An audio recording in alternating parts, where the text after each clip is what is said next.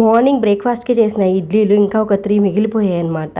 సరే ఈవినింగ్కి ఇంకా ఇడ్లీ ఉప్మా చేద్దామని చెప్పి ఇప్పుడు స్టార్ట్ చేశాను. అయితే ఫస్ట్ ఇడ్లీని స్మాష్ చేసి పెట్టుకోవాలి.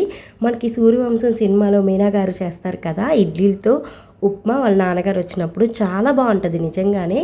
మాకు మా అమ్మ నేర్పించింది. సో ఇలాగా ప్రాసెస్ అయితే యాజ్ మా అమ్మ దగ్గర నేను కాపీ చేసేసాను అనమాట.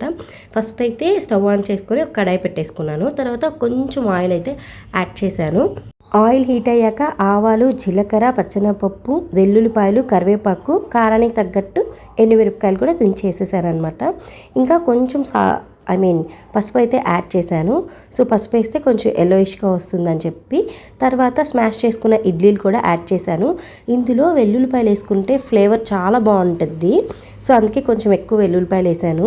ఇంకా ఆల్రెడీ ఇడ్లీలో కొంచెం సాల్ట్ ఉంటుంది కాబట్టి లైట్గా వేసుకుంటే సరిపోతుంది. మరి కొంచెం ఎక్కువ వేసుకుంటే సాల్టీగా ఉంటుంది ఉప్మా అనేది. సో అంతేనండి, రెడీ అయిపోయింది ఇడ్లీ ఉప్మా అయితే.